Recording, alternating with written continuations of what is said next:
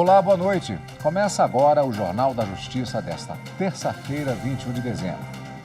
O ministro Dias Toffoli do Supremo Tribunal Federal estende prazo para que a União repasse 3,5 bilhões de reais aos estados e ao Distrito Federal para garantir internet a alunos e professores da rede de educação básica pública.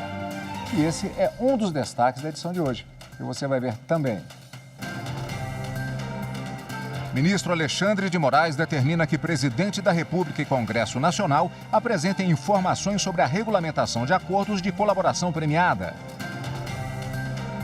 Ministra do Superior Tribunal de Justiça nega pedido para anular as decisões judiciais de operação que apura fraudes em licitações de obras públicas em Mato Grosso do Sul.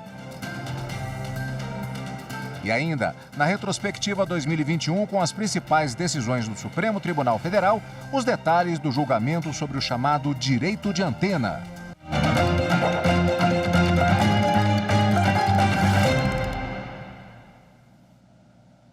O ministro Dias Toffoli do Supremo Tribunal Federal deu mais 90 dias para que a União repasse 3,5 bilhões de reais aos estados e ao Distrito Federal. A verba é para que as unidades da federação garantam internet aos alunos e professores da rede pública de ensino ainda no ano letivo de 2022. A decisão foi numa ação em que o presidente da República, Jair Bolsonaro, questiona a constitucionalidade de lei federal sancionada este ano para garantir o acesso à internet em escolas públicas. A presidência alegou, por exemplo, que a legislação foi aprovada sem respeitar o devido processo legislativo e o teto de gastos governamentais. Ao analisar o processo, o ministro Dias Toffoli, relator do caso, destacou que a dificuldade de acesso à internet por estudantes e professores impede o pleno acesso à educação e é um dos maiores desafios para que esse direito social seja concretizado na era digital. A pandemia, segundo Dias Toffoli, apenas evidenciou a urgência das autoridades para resolver o problema. Na decisão, o ministro não verificou vício de iniciativa e nem irregularidade orçamentária, já que a lei contou com estimativa de impacto financeiro. Ele ressaltou ainda que constam no parecer elaborado pela relatora da legislação os critérios utilizados para se chegar ao valor aprovado pelo Congresso Nacional e as fontes de custeio dessa despesa. Dias Toffoli decidiu estender o prazo para o repasse dos 3,5 bilhões de reais a pedido da Advocacia Geral da União, que alegou que o Poder Executivo precisa de mais tempo para editar medida provisória com a liberação do dinheiro. O prazo de 90 dias vai permitir que os recursos cheguem aos estados e ao Distrito Federal ainda no primeiro semestre do ano que vem, coincidindo com o início do ano letivo. A decisão do ministro Dias Toffoli é individual e provisória e vai ser submetida a referendo do plenário do Supremo Tribunal Federal. O ministro Alexandre de Moraes do Supremo Tribunal determinou que o presidente Jair Bolsonaro e o Congresso Nacional apresentem informações sobre a regulamentação de acordos de colaboração premiada previstos numa lei de 2013. As informações devem ser apresentadas em 5 dias. A ação foi ajuizada pelo Partido dos Trabalhadores, questionando interpretações que conduzam a práticas arbitrárias na aplicação do Instituto da Colaboração Premiada, para evitar delações que ofendam as garantias fundamentais. Segundo o PT, a colaboração não pode violar a segurança jurídica e os direitos do réu, como a ampla defesa e o contraditório.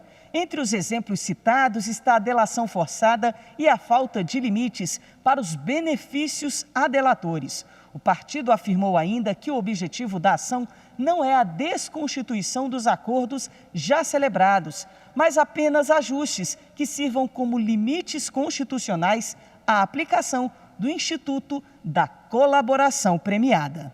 O ministro Alexandre de Moraes, relator da ação, solicitou informações ao presidente da República e ao Congresso Nacional, que devem ser repassadas no prazo de 5 dias. Na sequência, o processo será encaminhado para manifestação sucessiva da Advocacia Geral da União e da Procuradoria-Geral da República, também no prazo de 5 dias.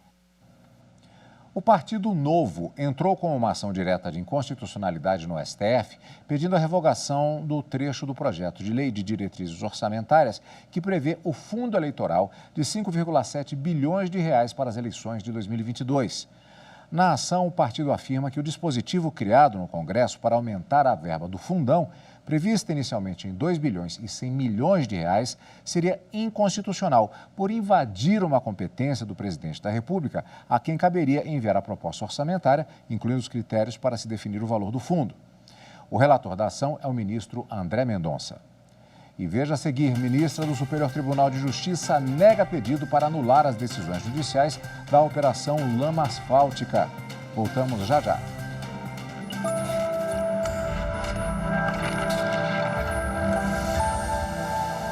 A Constituição Federal de 88 é um marco no processo de redemocratização do Brasil e superação do regime de ditadura militar.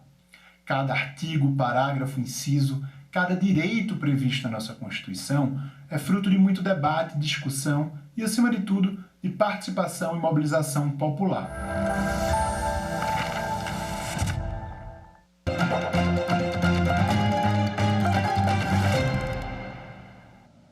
O ministro do Superior Tribunal de Justiça, Sebastião Reis Júnior, negou a revogação de prisão cautelar do ex-governador do Rio de Janeiro, Sérgio Cabral.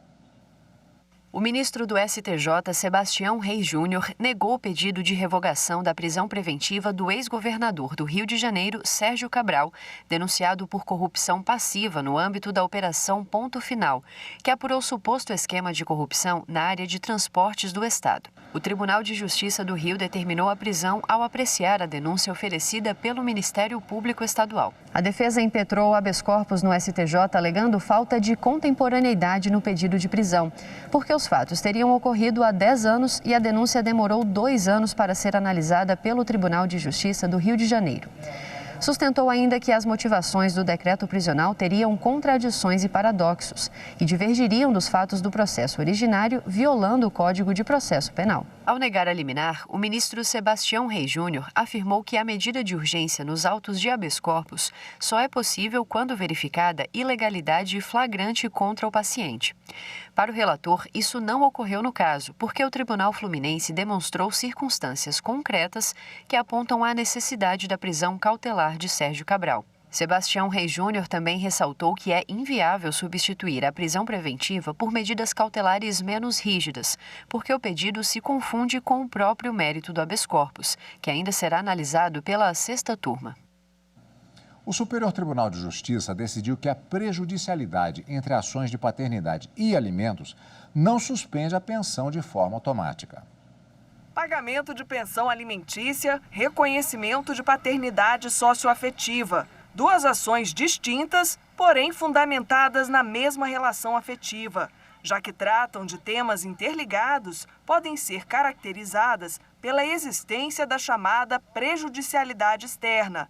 Entretanto, para os ministros da 3ª turma, essa situação não gera de forma automática a suspensão de eventual decisão que tenha fixado alimentos provisórios. O colegiado entendeu também que a prejudicialidade externa não afasta, se for o caso, de reunião dos processos para julgamento. No caso julgado por reconhecer a existência de conexão, o colegiado manteve acórdão estadual que determinou a reunião dos processos de filiação paterno-afetiva e de alimentos, ao mesmo tempo em que confirmou a decisão de 1º grau que havia fixado alimentos provisórios em favor dos supostos filhos socioafetivos. No caso analisado, o suposto pai alegou no recurso especial que não estariam presentes os requisitos da conexão de causas, mas apenas haveria prejudicialidade externa. A relatora, ministra Nancy Andrighi, explicou que é possível concluir que o reconhecimento da existência de relação paterno-filial será um antecedente lógico à decisão que versar sobre a concessão definitiva dos alimentos, na medida em que subordinará e condicionará o modo de julgar desta. Entretanto, para a ministra, o reconhecimento da prejudicialidade externa não deve provocar a suspensão obrigatória da ação de alimentos, a declaração de inexistência de conexão de causas e a impossibilidade de reunião dos processos para julgamento conjunto. A ministra Laurita Vaz, do Superior Tribunal de Justiça, negou o pedido para anular as decisões judiciais da Operação Lama Asfáltica. A 4ª etapa da operação apura fraudes em licitações de obras públicas em Mato Grosso do Sul. O ex-secretário adjunto de Fazenda do Estado, André Luiz Canci, recorreu ao STJ após o Tribunal Regional Federal da Terceira Região negar o mesmo pedido, por não verificar indícios de que houvesse um conluio entre a acusação e a autoridade judicial no caso. No habeas corpus ao STJ, a defesa do ex-secretário de Fazenda afirmou que houve fraude processual e parcialidade da magistrada federal responsável pelo caso. Além disso, argumentou que as decisões judiciais foram confeccionadas quando as representações da Polícia Federal se encontravam na sede do Ministério Público Federal e que, por isso, não teria sido possível à juíza consultar as provas para elaborar as decisões. Para a relatora do recurso em habeas corpus, ministra Laurita Vaz, as inconsistências encontradas na autuação das medidas cautelares foram devidamente justificadas pelo juízo federal de primeiro grau. A ministra, em decisão monocrática, negou o pedido e destacou que a nulidade é declarada quando há prejuízo à parte. A Advocacia Geral da União celebrou um acordo judicial com o Ministério Público Federal em nome do INSS para expandir a experiência de autoatendimento nas agências da Previdência Social de 2 cidades de Santa Catarina.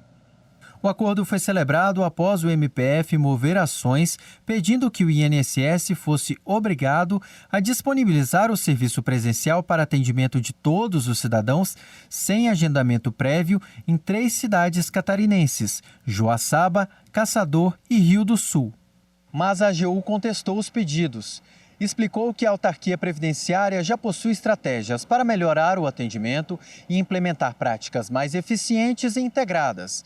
É o caso do projeto piloto de autoatendimento orientado, que inclusive já estava em execução na cidade de Rio do Sul. O INSS trouxe subsídios exemplares, detalhando todo o histórico e o modelo de atendimento pela autarquia, inclusive preferencialmente por meio dos canais remotos, como no caso do 135 e do Meu INSS, demonstrando que a forma de atendimento adotada protege, promove e defende os princípios da eficiência e da igualdade. A Advocacia Geral propôs um acordo com o MPF que foi homologado pela Justiça Federal de Santa Catarina. O modelo prevê a disponibilização de computadores nas agências de previdência social das outras 2 cidades e o apoio de funcionários caso os cidadãos tenham dificuldade com o cadastro. É ofertada autorização para a entrada do usuário sem o prévio agendamento, para a utilização de serviço de atendimento nas situações em que ele não dispor de meios próprios para acesso aos canais remotos. A negociação põe fim aos processos com resolução de mérito. A experiência de autoatendimento orientado foi criada em 2020 e já está presente em outras cidades do país. Com o acordo, o INSS não corre o risco de ter de cumprir uma possível decisão que desrespeitaria os princípios constitucionais da separação dos poderes, da eficiência e, neste caso, por abranger vulneráveis de todo o Brasil, da igualdade. Um professor do Rio Grande do Sul conseguiu na Justiça o direito de receber adicional de insalubridade por contato com produtos nocivos. O caso envolve um professor de Química e o Colégio Farroupilha, em Porto Alegre, no Rio Grande do Sul. O profissional relatou no processo que manipulava de modo habitual e sistemático produtos químicos nocivos à saúde. Em defesa, a instituição argumentou que o contato com os agentes insalubres era apenas eventual, em média, 1 vez por semana. No Tribunal Regional do Trabalho da 4ª Região, no Rio Grande do Sul, foi mantida a sentença que havia deferido o adicional com base no laudo da perícia. A conclusão foi de que as atividades eram insalubres em grau médio, segundo norma regulamentadora do extinto Ministério do Trabalho. De acordo com a sentença, os efeitos nocivos à saúde não se resumiam apenas ao contato com a pele, já que eram prejudiciais também aos olhos e às vias aéreas. O colégio recorreu e o caso chegou ao Tribunal Superior do Trabalho. A relatora do recurso na 2ª turma, ministra Maria Helena Malman, destacou que o TRT, com base no conjunto probatório, especialmente na prova pericial, concluiu então que as atividades desempenhadas pelo professor eram insalubres em grau médio. Nesse contexto, o acolhimento dos argumentos da instituição de ensino implicaria o reexame dos fatos e da prova dos autos, procedimento vedado pela súmula 126 do TST. Desse modo, a turma rejeitou o recurso do Colégio Farroupilha contra o deferimento do adicional de insalubridade ao professor de Química. A decisão foi unânime. E no próximo bloco, na retrospectiva 2021, você vai ver como foi o julgamento pelo plenário do Supremo do chamado direito de antena. Voltamos em instantes.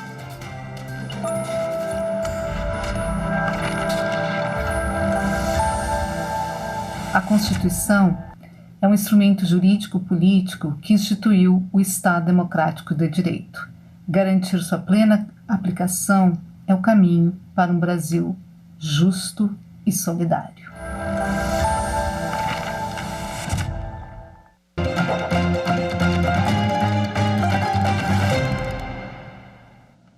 Olha só, nas eleições de 2022, parte do eleitorado já vai votar no novo modelo da urna eletrônica. 225 mil equipamentos serão distribuídos até o dia da votação. Cerca de 1.000 já foram entregues e 1.600 devem chegar às regiões Sudoeste e Centro-Oeste até amanhã. Agora, a urna eletrônica brasileira tem mais um modelo. Esta é a primeira máquina a ficar pronta de um total de 225 mil que estão em produção para as eleições gerais de 2022. Ainda mais moderna, ela foi apresentada ao presidente do Tribunal Superior Eleitoral, ministro Luiz Roberto Barroso, em uma visita à fábrica da Positivo Tecnologia, em Ilhéus. A urna está muito bonita, com uma série de aperfeiçoamentos em relação à urna anterior e em condições de proporcionar eleições seguras. As especificações dos equipamentos são definidas pelo TSE. Todo o processo de produção das urnas é acompanhado por representantes do tribunal. O TSE vem evoluindo muito em termos de segurança, a gente tem acompanhado essa evolução das urnas e a gente produz de acordo com as especificações do TSE. Nós temos uma equipe do TSE que fica aqui na fábrica. Cada urna que é produzida, na verdade, cada 50 urnas que são produzidas, é feita uma auditoria importante para verificar o seu funcionamento. O presidente do TSE conheceu os detalhes da linha de produção dos equipamentos, que acontece em duas fábricas, uma em Manaus, outra em Ilhéus. Vamos ver como funciona? O trabalho começa na fábrica de Manaus, com a montagem das placas-mãe, dos terminais dos eleitores e dos mesários. A solda não tem materiais poluentes, como chumbo. Depois vem a montagem dos mais de 300 componentes. Quando estão prontas, as placas vão para outra ala da fábrica, a de montagem. E a atenção com a limpeza é redobrada. Quem entra precisa passar por esse jato de ar, porque as peças seguintes são muito delicadas. Livres de impurezas, os funcionários da chamada sala limpa colam uma tela sensível ao toque a uma tela de LCD. Em seguida, já fora da sala limpa, as telas são encaixadas na tampa plástica da urna. Então, vêm os cabos, o leitor biométrico e as conexões elétricas. Agora é feita uma checagem para ver se tudo saiu como o previsto. O sistema identifica se as placas dos terminais do mesário e do eleitor foram aprovadas em todos os testes de funcionalidade. O material é embalado, inspecionado e enviado para outra fábrica da Positivo Tecnologia em Ilhéus, na Bahia, onde a montagem da urna é finalizada. Surge, então, um equipamento completamente pensado para atender todos os eleitores brasileiros. Nós temos requisitos específicos para ela poder funcionar em qualquer lugar do país, assim como ser altamente segura e simples dos mesários poderem utilizar. Então, isso faz com que a urna eletrônica tenha praticamente todos os elementos feitos exclusivamente para ela. Agora você já sabe, nas próximas eleições teremos dois tipos de urnas eletrônicas. O novo, que mostramos o processo de produção na reportagem, e o antigo, que você já conhece. Ambos seguros e aptos a refletir a vontade da população. É duas urnas, mas a geografia é uma só. Houve um erro aqui. Falamos em região sudoeste. É claro que se trata da região centro-oeste, como dissemos, e a região sudeste. E chegou a hora da retrospectiva 2021, com as principais decisões do Supremo Tribunal Federal neste ano que vai terminando. A gente vai rever os detalhes do julgamento sobre o chamado direito de antena. O plenário do STF decidiu, nesse julgamento, por maioria, que é válido que a União proíba estados, municípios e Distrito Federal de cobrar das concessionárias pela instalação de infraestrutura e redes de telecomunicações em suas áreas públicas. Os ministros julgaram uma ação em que a Procuradoria-Geral da República questionou um dispositivo da chamada Lei das Antenas.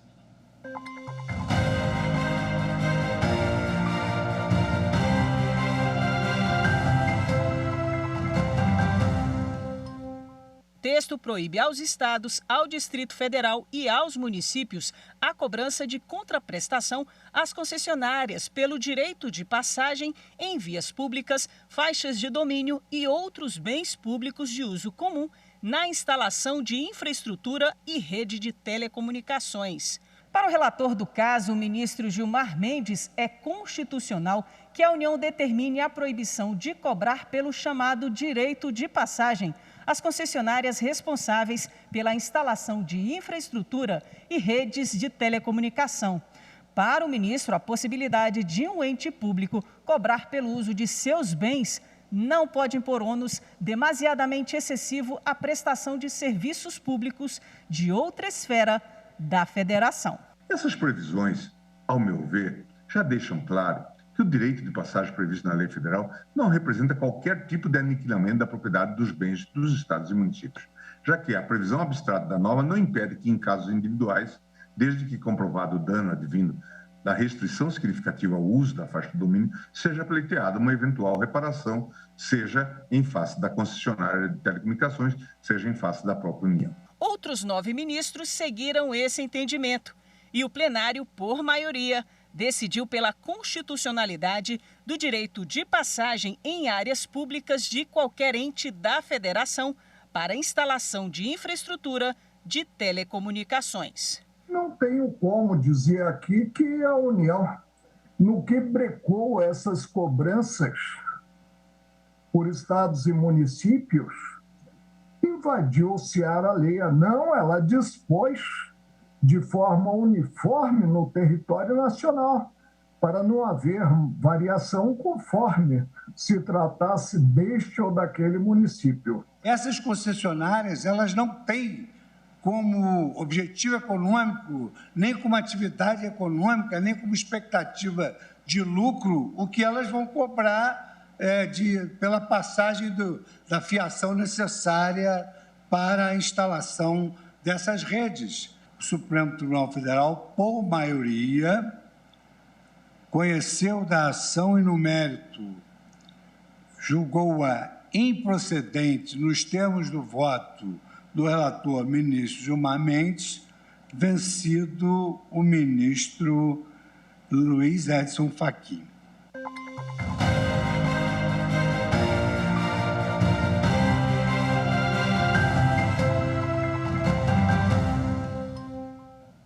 E a Justiça Gaúcha promoveu a segunda corrida pela adoção.